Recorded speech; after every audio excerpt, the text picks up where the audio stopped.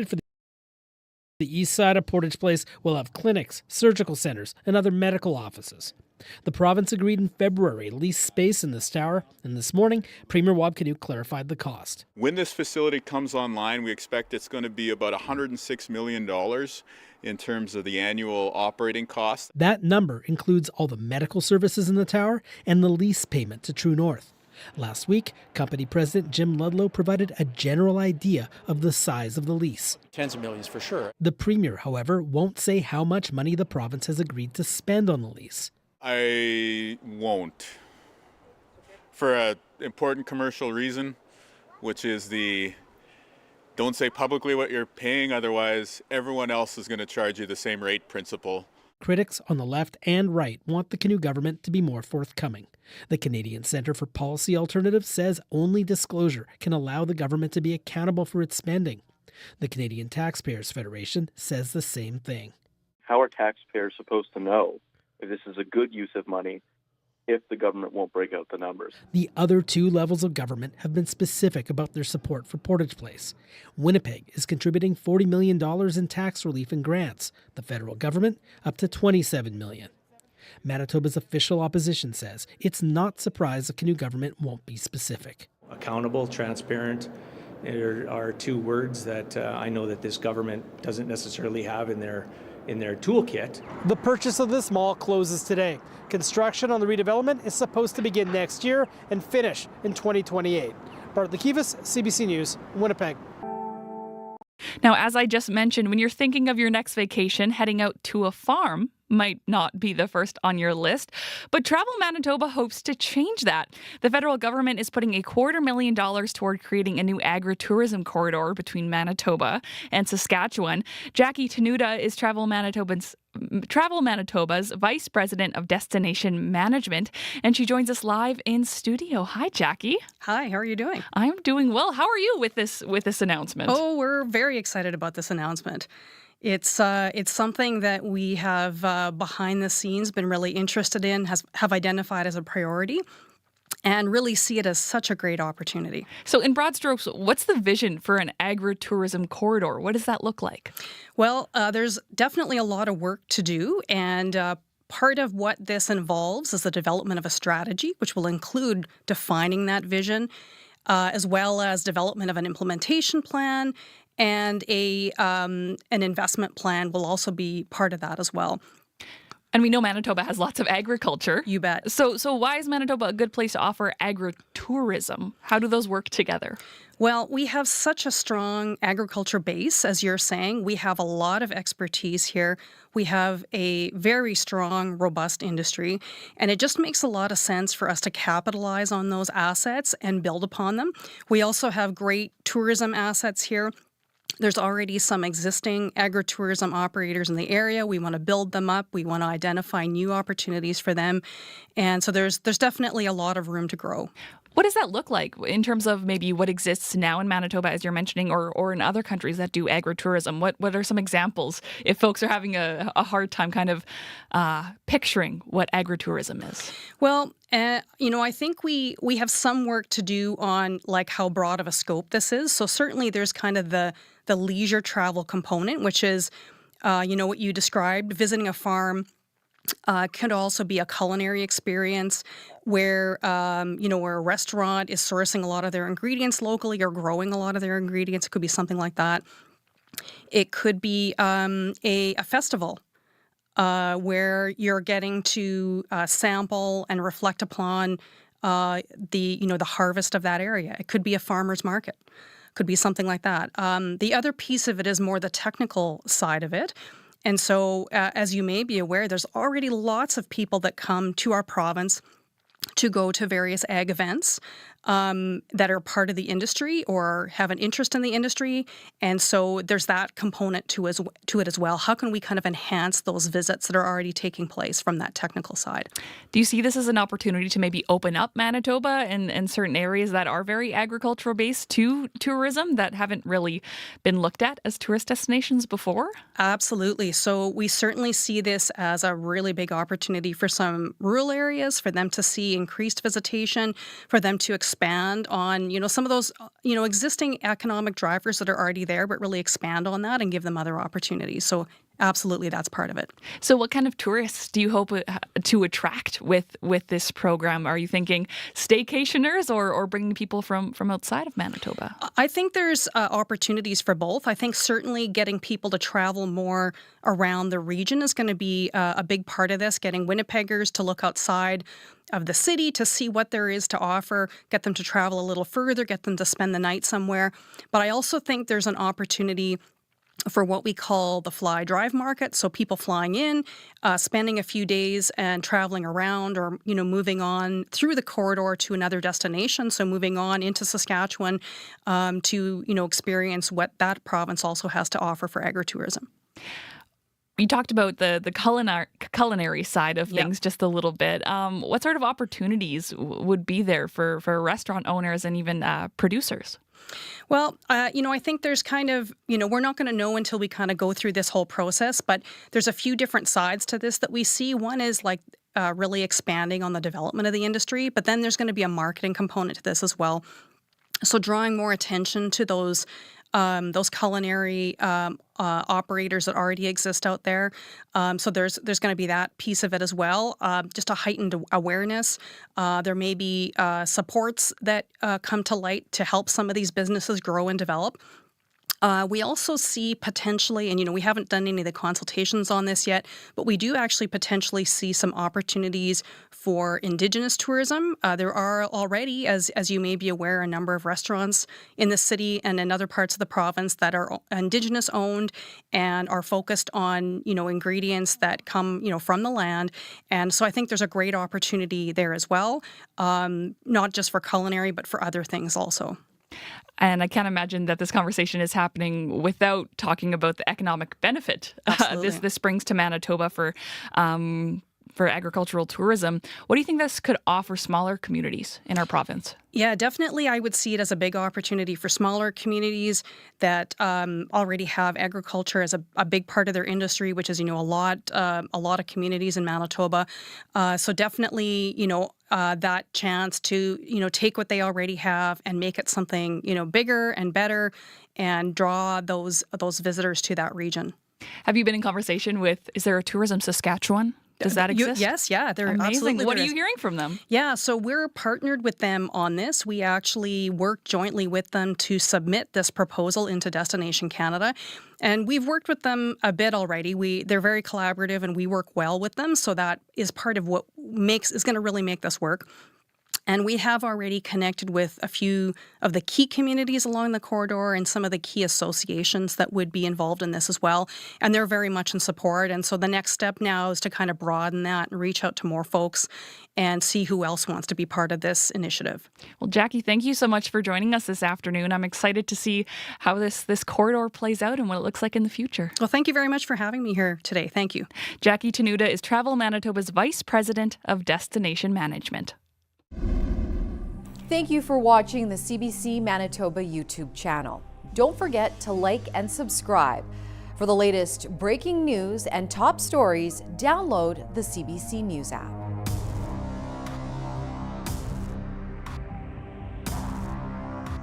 We begin this evening at the Manitoba Legislature, which was back in session today following the summer break. The session started with an apology from Premier Wab Kinew. He apologized for statements that were made when the NDP expelled MLA Mark Wasilyu from caucus. CBC's Bartley Kivas brings us more on the apology and the reaction. The honourable member for Fort Garry. As the Ledge got back in session, Mark Wasilyu sat as an independent MLA. The NDP expelled the Fort Rouge representative from caucus on September 16th. The stated reason? A colleague in Wasilyu's law practice is defending convicted sexual predator Peter Nygaard in court. This created an outrage among lawyers across Canada. Kinew rose in the legislature today to say while he stands by the rationale for booting Wasilyu, he said he never should have made that rationale public. Upon reflection, my desire for transparency to the people of Manitoba should have been outweighed by my deep respect for the independence of the justice system. All that I should have said publicly is that there are irreconcilable differences with that MLA, and we wish him well. Canoe said he apologized to Wasilew's colleague, Jerry Wiebe. I spoke to Jerry Wiebe by phone. She said she had a phone call set up with the Justice Minister, Matt Wiebe. Instead, it was Premier Wab Kinew who called her. She said she practically fell off her chair. She said Kinew apologized unequivocally, and she said she accepted that apology. Kinew also apologized to the legal community. This was a turnaround for the Premier. On September 20th, he said he would not take back his comments. Are you apologizing to the legal community today? No. As a result, Mark Wasilew says he's not buying the change of heart. His position on my expulsion has evolved, as we say, and again, it lacks credibility, and I think Manitobans are making their own judgment. The official opposition says the damage has been done. You saw nearly across the country defense lawyers weighing in on the unacceptable nature of the government caucus's reasoning for removing this MLA. Kinew did not speak to reporters to explain his change of heart. Bartley Kivas, CBC News, Winnipeg.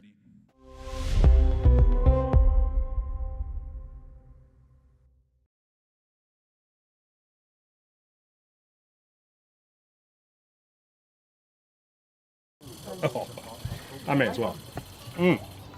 Oh, that's good. Come back for another. Oh, well, we'll do.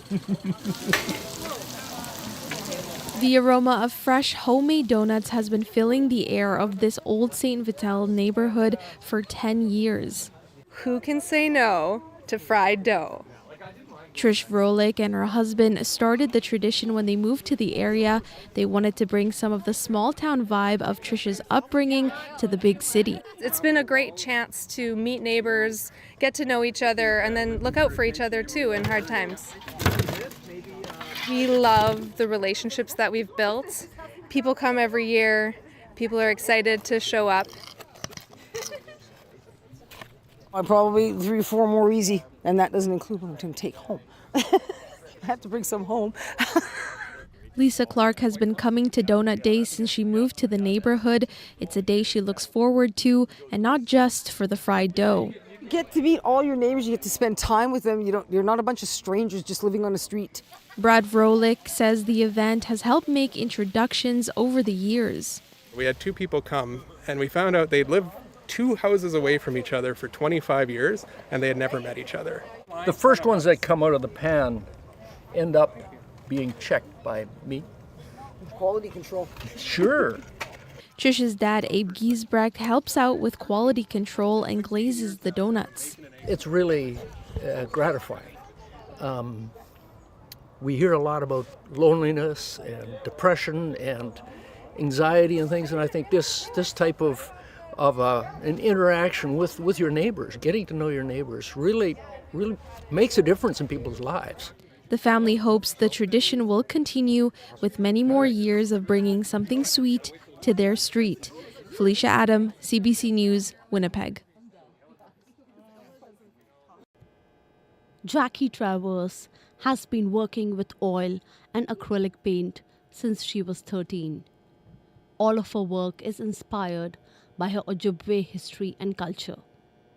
In recent weeks, she's been seeing her designs on orange shirts and being sold without her permission. She's noticed this happening, especially in the lead up to the National Day for Truth and Reconciliation, also known as Orange Shirt Day. They don't credit me.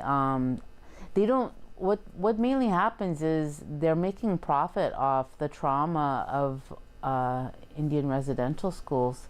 Like, they don't really know the full story. They just know that it's a good time to sell t-shirts. Travers says she found 2 ads on Facebook selling her stolen designs. She says she watermarks all her art that she posts online. Either they remove the watermark or they got the first image from 5 years ago and they just put something over the circle and put a new put a logo in there, Every Child Matters. She says she's tried contacting them, but they didn't respond. It's stolen artwork, or it's this artist's work and that artist never gave permission. You know, they're just like, they don't care. Julia Rickman, lawyer at Fillmore Riley, says artists have the right to prevent anyone from using their work. She says there are various ways to protect their art. Artists should, when they are posting their arts online, to put a copyright notice on there. That won't prevent infringement, but it just adds that extra bit of information to the public that you are claiming copyright, where you put the copyright sign, your name, the year, and that all rights are reserved. Rickman says artists should also educate the audience about the copyright and also if someone is using the art without permission. Zubina Ahmed, CBC News, Winnipeg.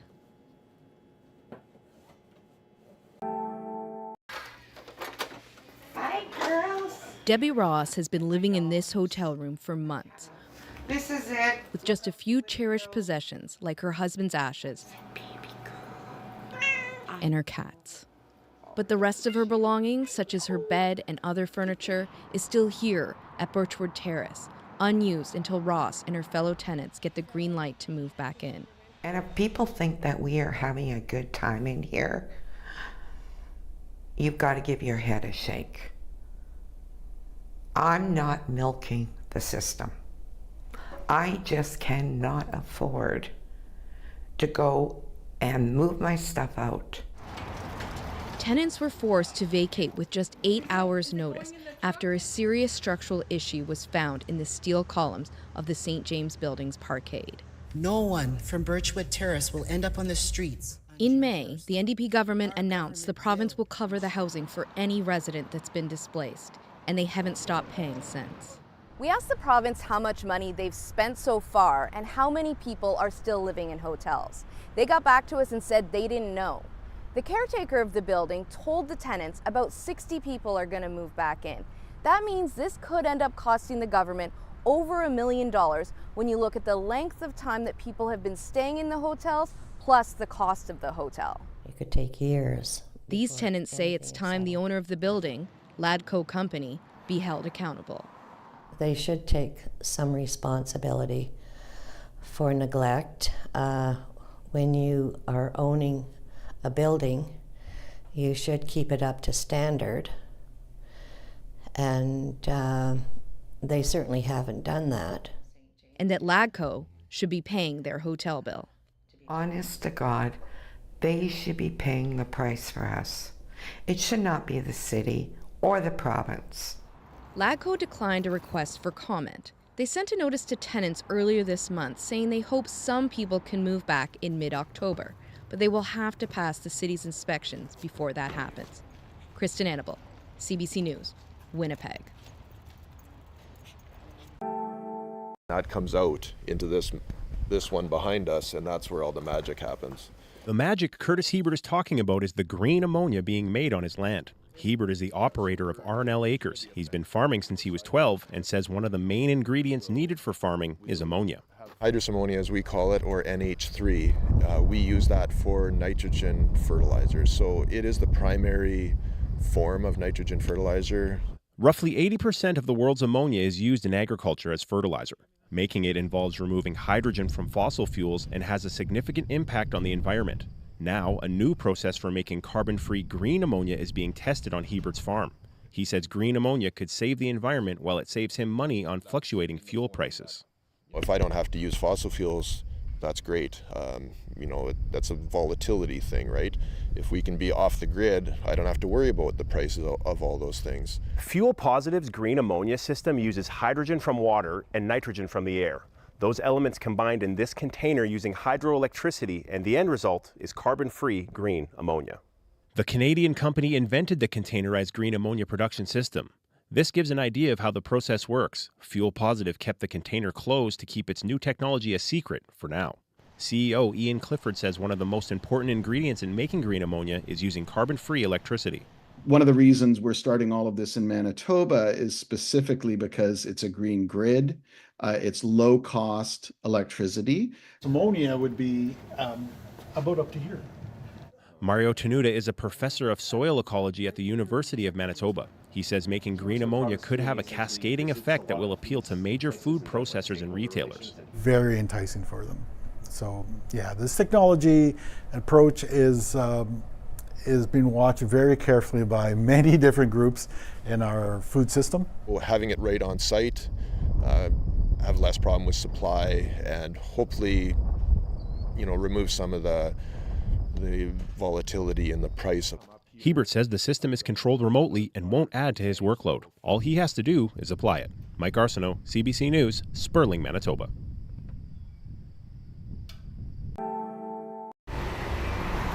Winnipeg police respond to a variety of calls, but the ones about mental health are becoming the focus. The Manitoba government is reviewing the Mental Health Act. We've heard from police that sometimes they don't need to be called in, and we know that police are stretched. The goal is to take some of the onus away from police and create more non-police options. Minister Bernadette Smith says the Mental Health Act hasn't been reviewed in 25 years, and they're consulting with experts about potential changes. The health liaison for Winnipeg Police Service, Inspector Helen Peters, says it supports the move. Peters says WPS received 234 Mental Health Act forms from May to August, which puts onus on police to respond to mental health calls. The police officer is the only person with the authority then to detain a person involuntarily by way of a form that has been issued by a judge or a justice of the peace. Peters says changes to the act could allow police to share the workload with people trained for mental health calls so police can focus on crime and investigations. One response does not meet the need, and instead of looking to remove responses, what we will hope for is that addition of different types of responses to meet different needs. The Coalitions of Families Affected by Police Violence is a group looking for change in the system. It's advocated for the family of James Woods, who died in January after being restrained by police. Megan Daniel says Toronto rolled out a crisis team pilot project with no police involved. They diverted 78% of the calls received from 911 with no police involvement.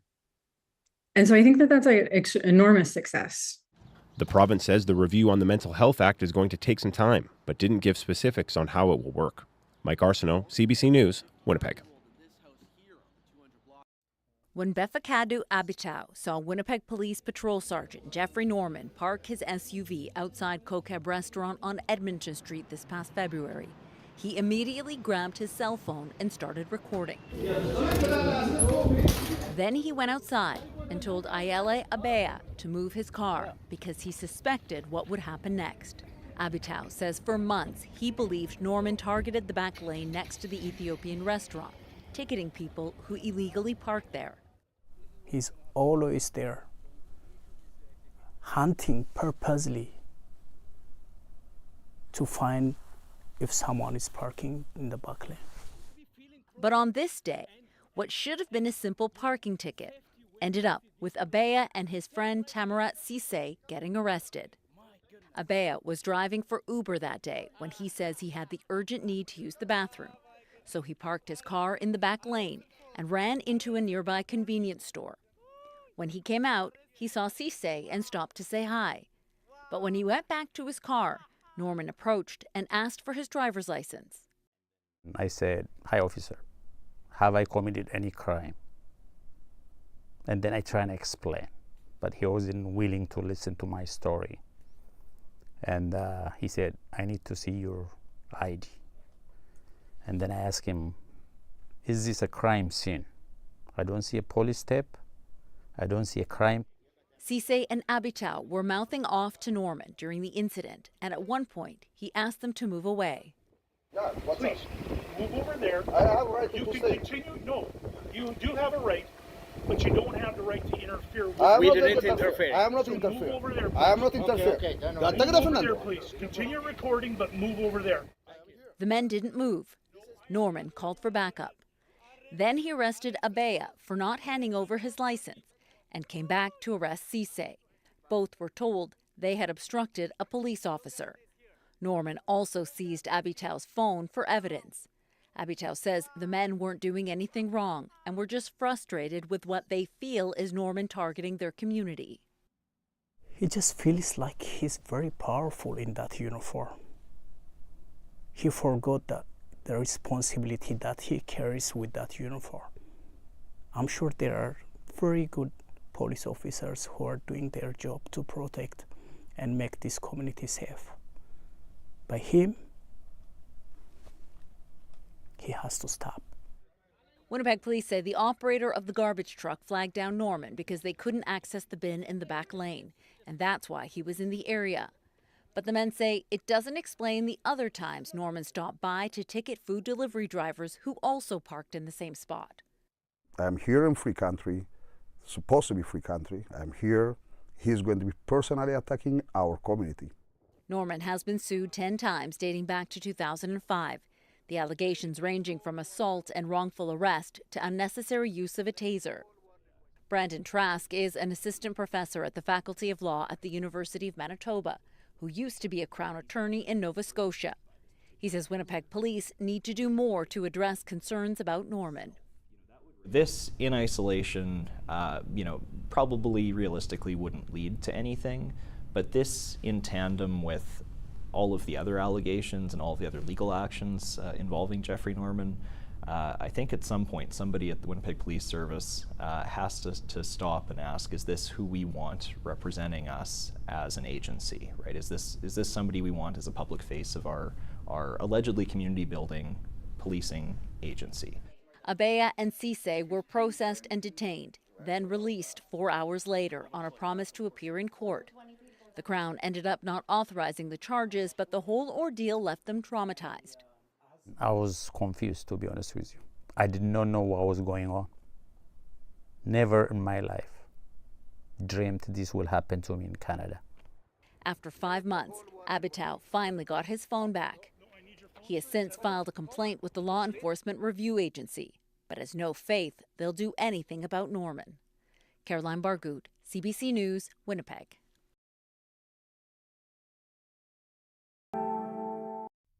If you've visited Winnipeg's parks and river trails lately, you've probably noticed more encampments. More and more tents are popping up, like these that we saw on a quick boat ride along the river. And Winnipeg isn't the only place they're showing up. There's visible homelessness and people in encampments from coast to coast to coast in this country, and the numbers keep growing. In Winnipeg, the latest street census 2 years ago found about 1,300 people were experiencing homelessness. And Homelessness Winnipeg estimates that number has since gone up to 4,000. Meanwhile, a recent Probe research poll found about half of Winnipeggers surveyed don't think people experiencing homelessness should be allowed to stay in encampments as long as they like. It all has us wondering, is it legal for people to stay in encampments in public spaces? The answer is more complicated than we thought. I'll explain, but first, let's meet Teresa Bauer.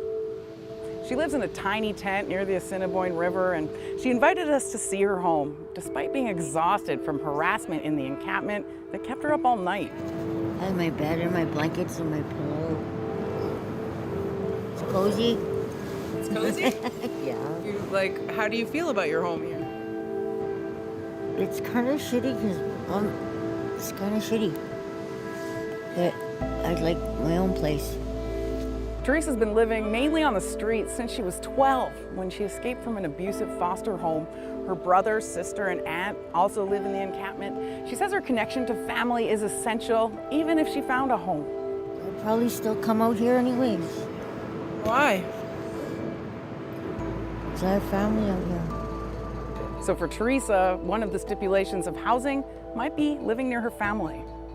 This type of need falls under a legal premise called accessible housing. That's a fundamental part of a new framework guiding Canada's response to homelessness. Homes must support each individual's needs. That can range from a home that allows pets to one where you can use drugs to one where your family members are nearby. Experts say finding homeless people accessible housing improves their chances of staying housed, and that's becoming the law. People need to have security of tenure. It needs to be habitable. For Indigenous folks, it needs to be culturally relevant. It needs to be in a location close to services and things that people need.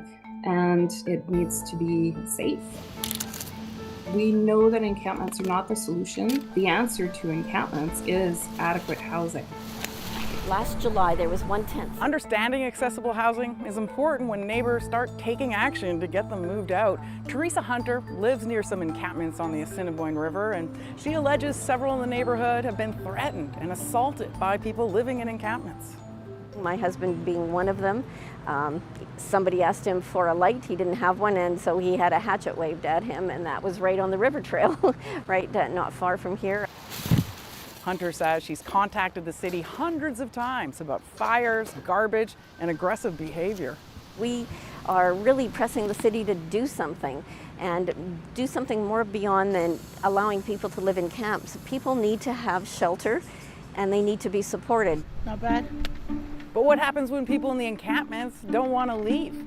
Can they be evicted from a public space? The short answer is, it's not that easy. Remember when I said the right to accessible housing is becoming law?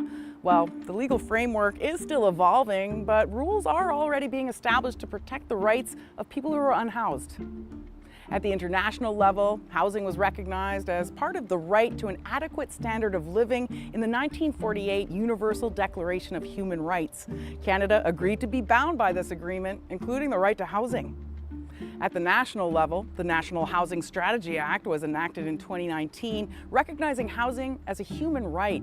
Judges have ruled Section 7 of the Canadian Charter of Rights and Freedoms, which protects the right to life, liberty, and security of the person, includes housing rights, even if that housing is in an encampment.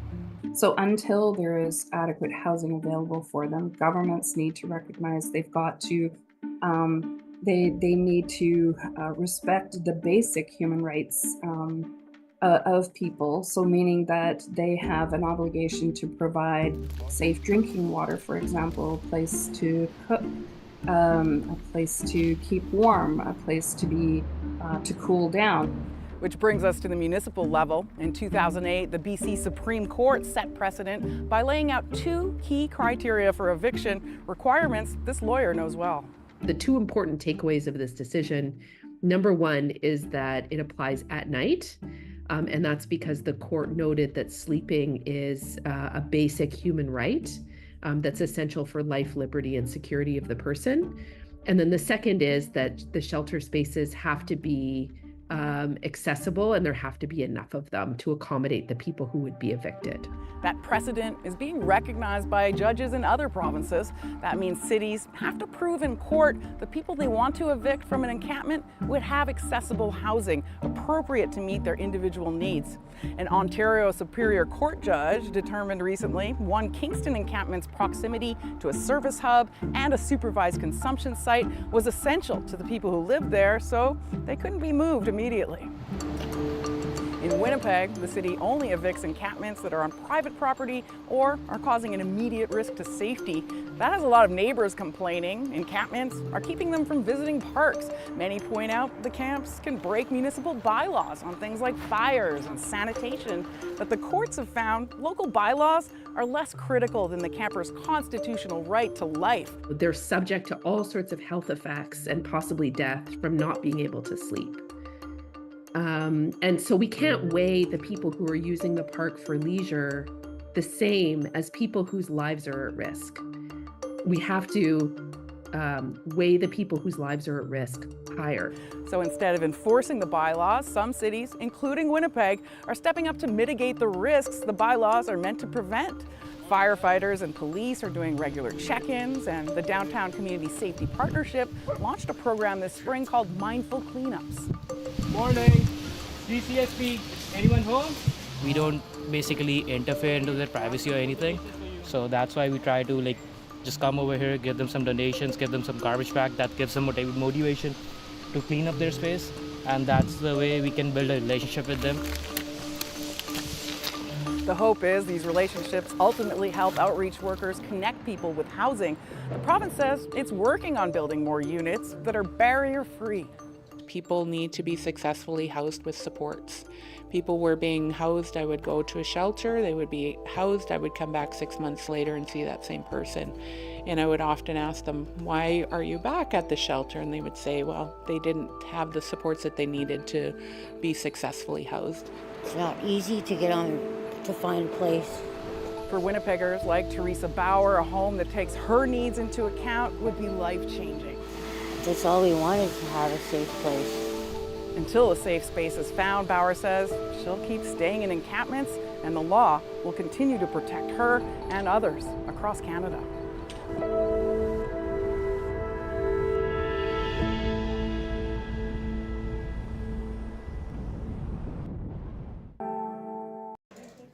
Today, Manitoba's health minister announced by the end of next year, self-referral mammograms will be available to women starting at age 45. with a goal to lower that age to 40 sometime after that. Now, right now in this province, women 50 to 74 who don't have any symptoms can call Breast Check and schedule a screening mammogram every 2 years. The self-referral process means you don't need a healthcare provider to refer you. Dr. Donna Turner is the Chief of Population Oncology at Cancer Care Manitoba. The science is really emerging in this area, and we are watching what is happening. In Manitoba right now, we're not seeing a big increase in cancer in women in their 40s. What this will allow is for women to find their cancers early. It doesn't prevent cancer when you find it early, but you do get a chance to find it early. There has been a push to lower the age people can self-refer for screening. Turner says this allows women in their 40s to start having the conversation about what's right for them. She points out there's a larger number of false positives in that age group, leading to further testing before learning they don't have cancer. Something that Turner says is really important in all of this: if you notice something isn't right, don't wait for screening. See your provider. If you know your breasts and you know what looks right, if you notice puckering or dimpling or bleeding from the nipples, anything that is just not right for you, those are things that you need to look for. I mentioned earlier, this change isn't happening right away. Turner says it takes time to get the system ready to support more screening and everything that goes with it. Here's an example. Turner says right now there's about 16 technologists that are part of the screening program. They're looking to add 4 or 5 more. Alana Cole, CBC News, Winnipeg. When an elderly woman picked up the phone back in 2022, she thought it was her grandson on the other end. He was in trouble and asking for money because he'd been arrested. She went to the bank and took out $9,000 in $100 bills. She took the bills back to her house, then handed them over to a woman who showed up at her door. Turns out it wasn't her grandson on the phone, and the grandmother wasn't the only one being targeted. In a Winnipeg court this week, the Ontario woman who picked up the cash from the grandmother was sentenced to a year of house arrest. Gabrielle Paradis was what prosecutors called a money mule in a scheme where 9 elderly people lost nearly $90,000. The victims got most of that cash back, but the judge talked about how they still all live with the shock of it. The judge said, "The emotional impact, the feeling perhaps of embarrassment of falling for this sort of scam, and having their confidence shaken and their family's confidence shaken are implications that go well beyond just the money." Another Ontario woman charged in the same scheme got 18 months of house arrest earlier this year.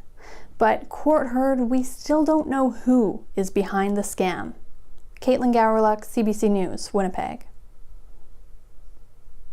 I'm going to ask you this question first, actually, before I give it to your father.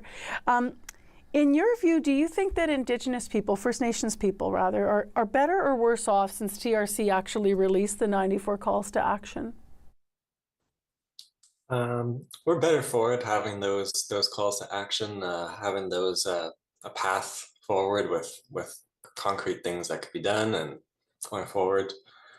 And we've seen a little bit of it brings awareness to those issues, and we've seen it's a little bit of progress on that as well. So we're better off for that. And over the past 10 years, people have been working, First Nation people and Canadians towards that, and also things outside those calls to action as well. So things are moving forward. What are your thoughts, Mayangan? I think there's been a huge fundamental shift in terms of how people are perceiving how we can live together as neighbors, especially I think with respect to Indian residential schools and its impacts and the after effects of living with the Indian residential schools and its effects on post-trauma within the Indigenous community. So where are you feeling that? Like, I'm wondering when if we're better to have the calls to action there, are there examples in your, the walk you walk in your own life in Manitoba where you feel, oh, I can feel the impact and an improvement for having those, discussions and such now. I believe that there's work towards systematic change internally within different institutions. Definitely at the educational post-secondary institutions that I've come into contact with. Do you think that those changes that you're seeing in institutions and systemic changes are because there's that sort of measurement there, saying, hey, you have to do this, or this is the call to action that actually has impact in your view, in reality? I think there's work towards that, and definitely it's been a huge change from the 1990s. I think, when you had Mayor Glenn Murray actually talking about creating like an Indigenous table, that was unheard of back in the day. When I come back to Winnipeg, or I bring people from outside of Winnipeg, it's really strong just to see the impact or the visibility that we have now, and also when it comes to just our people being there and being visible, and different organizations that are there. It's powerful to see that. It's not always in other places. What does truth mean to you in the context of this conversation as a 26-year-old First Nations man? Yeah, for me, I think the most important part is the history, and I think that the awareness of the history, I think that's one of the strongest impacts that it's had, is people are really more aware of that impact of the history with the residential schools. What are the treaties? That's been really strong. So that's really the main pillar of the truth part. And Mayingen, how about for you? What does truth mean for you in this context? Definitely, truth to me means just understanding that this has happened. And people, and again, the Canadian settlers need to understand that, Indian residential school has happened. It was genocide. And, they need to understand that. I think that really establishes a firm foundation. But is it reaching the dinner tables here? Is it reaching the community? Is it reaching when we're out? It's a tough conversation for Canadians to understand. And I think just having the opportunity to say, it was genocide. Then from there, let's continue that path forward with respect to reconciliation. And the framework for that is the Truth and Reconciliation recommendations. Certainly, it is a tough thing for Canadian settlers to think about. Because, for the most part, they haven't been living with the effects. Our communities have had to live with generations of Indian residential schools, and it's been a matter of life for us. Is that conversation different in your generation, Ondek? Just because, we've got like almost 25 years between the two of you, and I obviously can relate to what your father's saying because we're the same age in terms of that learning and coming to terms with almost and really knowing what this is. But is that conversation different among your generation in terms of the acceptance of what happened in this country and the real truth of the history here? Yeah, I can definitely see for Indigenous people my age that's taken for granted now, that the history wasn't positive. There's a lot of genocide is included in there, and also just the misunderstandings, and like with the treaties, people are being more aware of that, the importance of understanding the treaties. That's maybe still something that hasn't filtered down or filtered across to non-Indigenous people about the importance of the treaties, or the ways that they're still a strong way forward, and that they've been kind of misunderstood. Like, what does that mean for our rights to hunt and fish, for one thing, or what does that refer to language rights, or that kind of thing is still not out there, because it also depends on your area as well. I'm just wondering, that there's obviously the teaching of the future 7 generations. So when you look ahead and you think about, your son, and you think about younger people in the position we're at now, what's the most important thing at the top of the list for reconciliation for those generations to think about? So one of the things that, when we've had discussions with Ondig and I, I've always said, Age, you are like the first generation to live without the Indian residential school system, or the second without, and having that community, having your parents, having your mom, having your uncles, all kind of supporting him. And for myself, my mother, went to residential schools, and she made the decision for me not to go to a residential school. That being said, I still had to live with almost like the dredges and the effects of that system. So I've always said that, I think, my generation is probably the prototype when it comes to living without the Indian residential school systems. And I think, when we talk about, making sure our children, have that support and they have that example of parents, wanting to provide for their kids in the best that they can do, I think that is what we need to do. It's what you just said is really significant. Your son's generation will be the first generation, without the residential school system of impact sort of, coming down. Yeah. What did it mean for you then to not have that support system, and how did that impact who you are and affect what you want to give to him that you weren't able to have because of the history of this country? I've been blessed by an amazing mother. She, has supported her career and myself and our little family unit, along with 2 cats, with, language, with the Anishinaabe language. And she's been able to use that talent and that gift to provide for us. She knew that, living back out in the reserve when we didn't have running water, electricity, or land access, that, she had to move off reserve in order to build that career. And then at the same time, when she did that, she also provided me opportunities to learn about the world. Like, I'm hoping that when AJ is, 90 years old and he's with his grandchildren, and his grandchildren, what kind of family do we have? Well, we're a family of adventurers. There's a picture of Gukum, my dad, and myself in front of like the Eiffel Tower, in front of Congress, in front of the pyramids. And I remember all these road trips we go on, and with all of us. And I remember one time you wanted her to tell me a legend, and I think because we broke down on the road somewhere. But then we were sitting there hearing this legend that Kokum was told as a kid. I still remember that, and to know where we come from, but also that we can go anywhere. Speaking Ojibwe, sometimes he says stuff in the airport or something. Let's go, Majada, or something like that, so we don't get understood.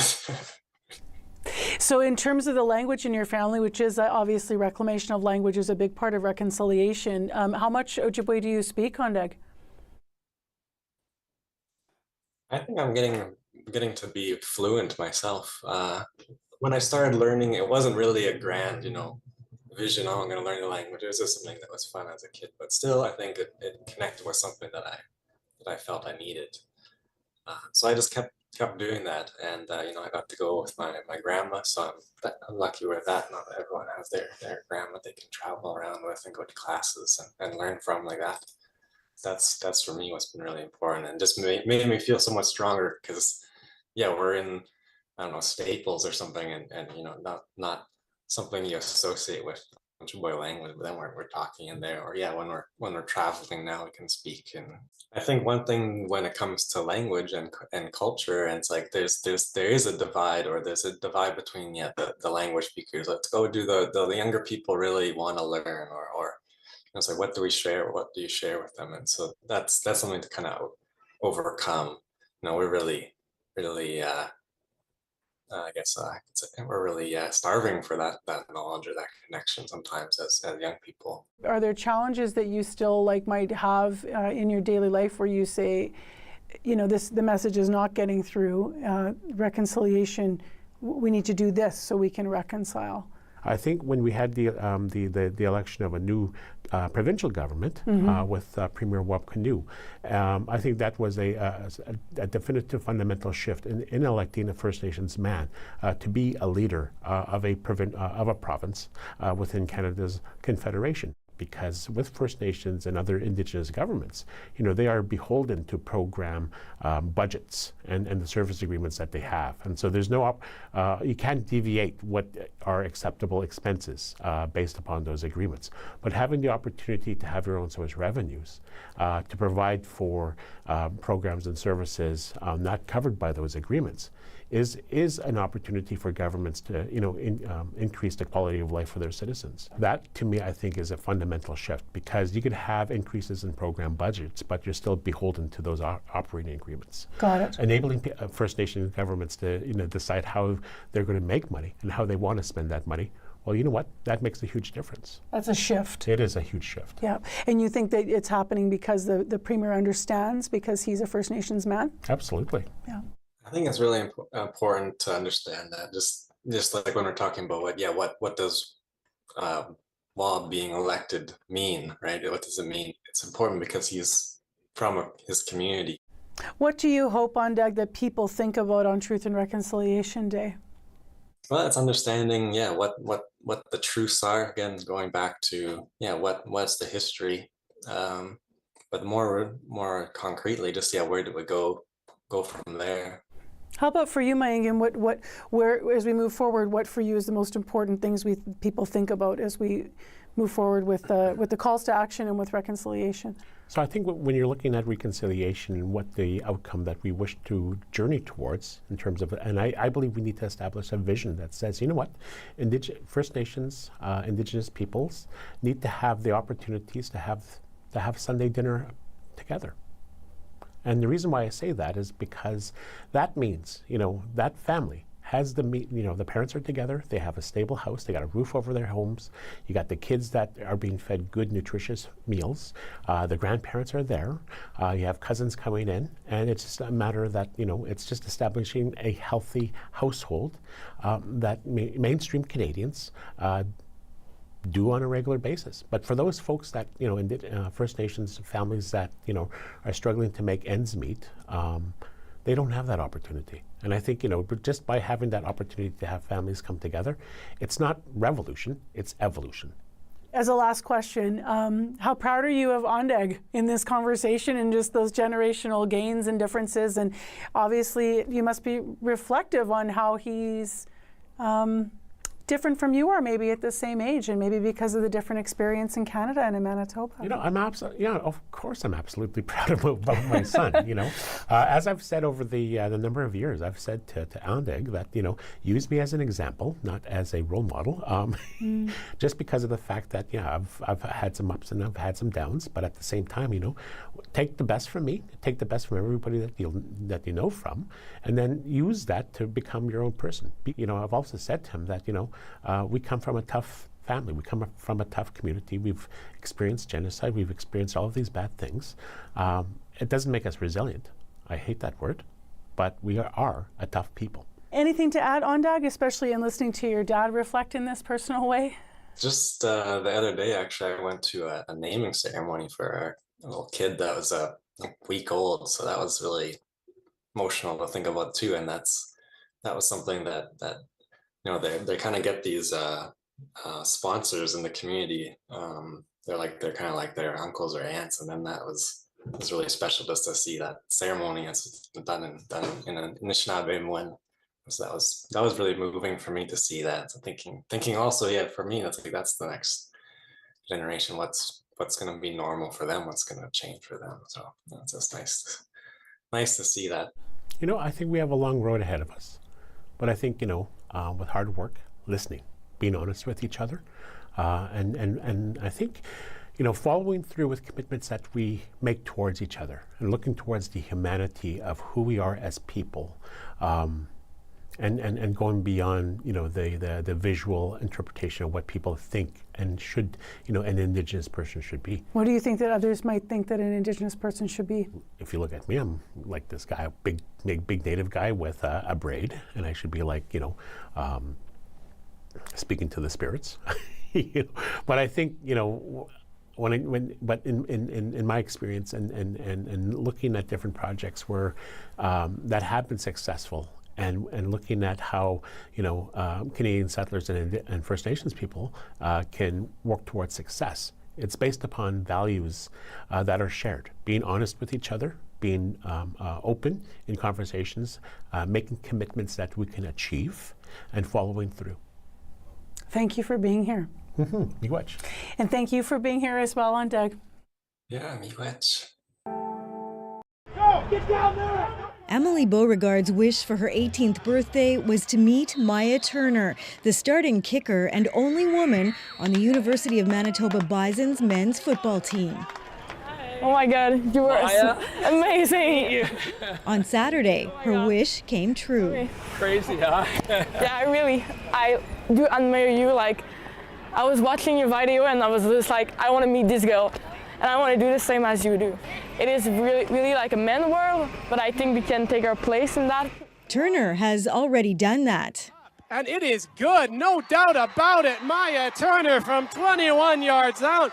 Last year, she was the first woman to play and score in a regular season U Sports football game. She made 2 field goals, including the game winner in overtime. The Manitoba Bisons have won this homecoming football game on the strength of Maya Turner. She instantly became a role model for other young women like Beauregard, who is also breaking ground as a rookie kicker on the Sherbrooke Cégep men's football team, the first woman in the league. Like, she kicked like asses on the field, and now I can talk with her and she can give me some advice, and so I think like a lot of girls saw her and was like, holy shit, she can do it, I can do it too. Yeah, I'm so humbled that she like looks up to me and wanted to come out and see me play. I love to see other girls kicking footballs and playing on men's teams. All the way from Quebec, coming to watch the Bisons play. There was initially some doubt about having a female kicker on the Bisons, but that has disappeared. It was very impressive, but it was very nice to see you like win, because it was very sketchy and I was very pissing on myself. So. They've embraced Turner and they welcomed Beauregard too. Beauregard and her father flew back to Winnipeg with the team. On Sunday, they got a tour of the University of Manitoba campus and the football complex. Welcome to the locker room. As the only woman on the team, Turner has her own changing room. Yep, this is where I hang out. But her coach, Brian Doby, says she's just one of the guys. Her story has resonated across the country. After 29 years on the job, Doby is retiring this season. He's accomplished a lot, but says few things compare to this experience. It's so symbolic of what anybody can do, regardless of race, gender, etc. Anybody leading the way and taking a risk. As for Turner, she's thrilled her accomplishment is inspiring other women who dream of kicking down barriers.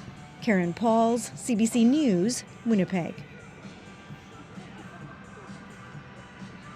Right, after literally traveling all over the globe, Carl Watson is moving to Winnipeg. In fact, he's made the move, lives here now.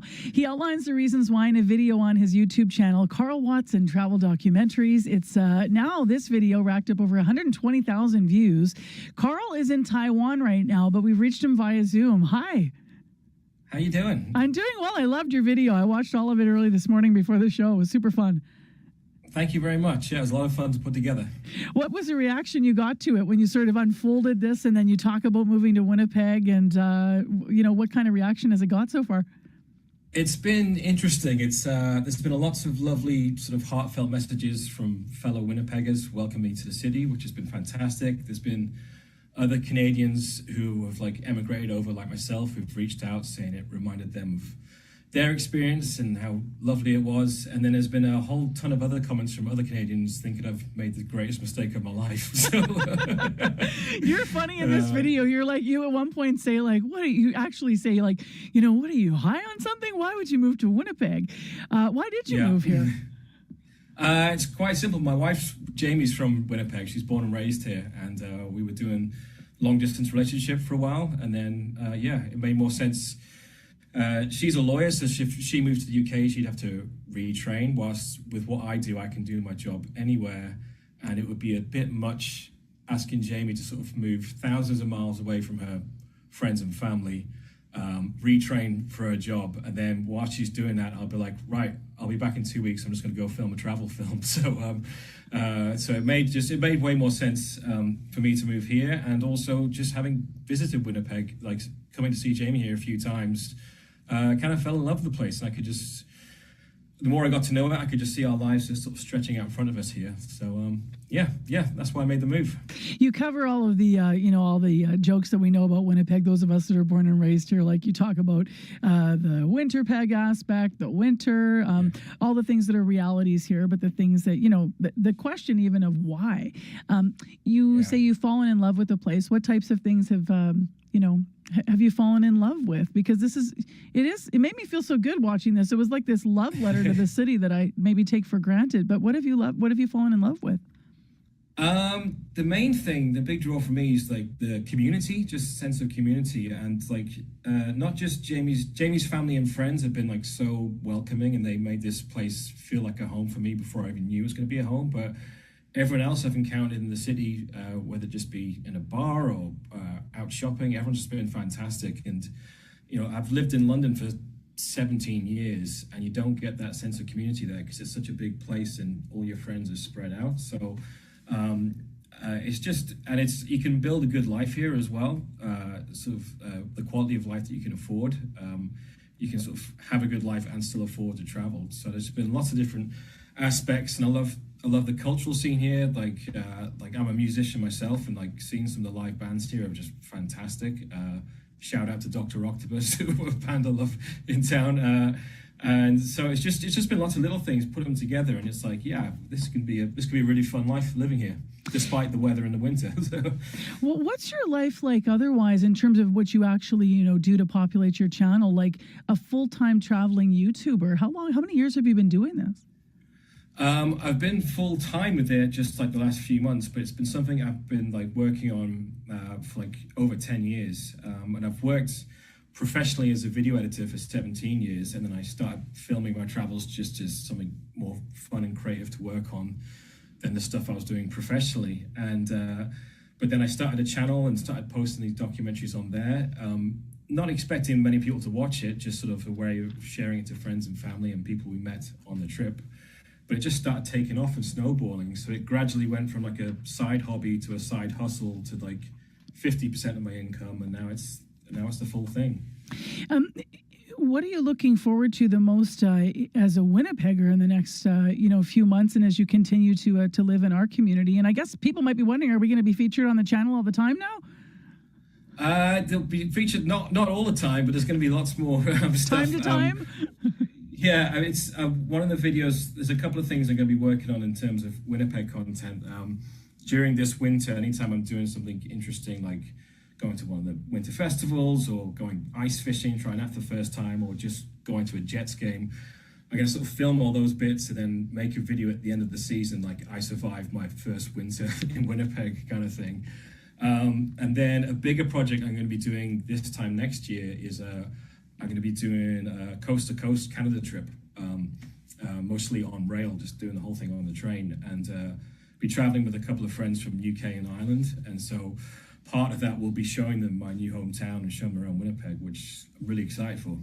I was hearing you talking about that rail trip. It sounds incredible. Yeah. It'd be a great way to sort of, this is my new country, my new home. So it'd be a great way to sort of, I've traveled around bits of Canada before, but never done like the full coast to coast, and so it's going to be just exciting. Get to know this place a lot more. How are you going to manage doing all this? I mean, you're coming from London, so I mean, I'm just comparing airports here.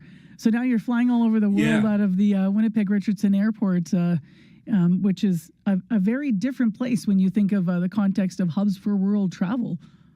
Yeah, I mean, I have to fly a bit further. It's not a lie, but then some places are closer. It's like Jamie and I are going to do our honeymoon in New Zealand around Christmas, and if I was flying from the UK, it's about 30 hours of flying.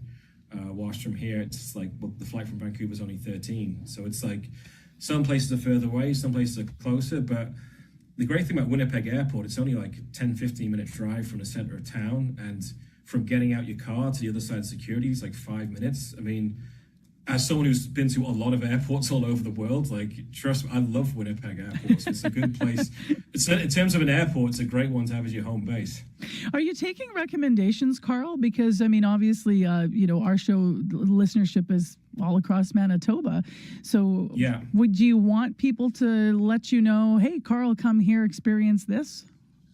100%, yeah, because I'm just getting to know it, so I don't necessarily know what all the great things are to experience. So if anyone has any recommendations of things in Winnipeg or Manitoba to check out and feature, that'd be super helpful. I mean, an obvious one we want to do further down the line is go up to Churchill and see all the polar bears and things like that, but that's a well-known one. I'm sure there's lots of other things that I don't even know about yet, which would actually be fantastic. So if people have ideas, then please get in touch. It makes my life easier, so I don't have to do the research. So people get in touch, it's fantastic.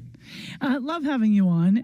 Love the video, and thank you very much for being with us this morning. We'll collect recommendations and we'll forward them to you as we get them. That's brilliant. Thank you so much. Yeah, nice to meet you. All the best. Yeah, great to chat to you. Thank you so much. You as well, and welcome to Winnipeg. Thank you. Carl Watson, travel documentarian who posts his adventures on YouTube. So he just moved from London, England to Winnipeg. You can watch the full video about the move on his YouTube channel, Carl Watson Travel Documentaries, Carl with a K. It's called I Moved from London, UK to Winnipeg, Canada. And if you've got recommendations for something Carl should do or see in Winnipeg, call our listener line, as I mentioned. So we'll throw out our morning show listener line. You can reach us at 788-3205.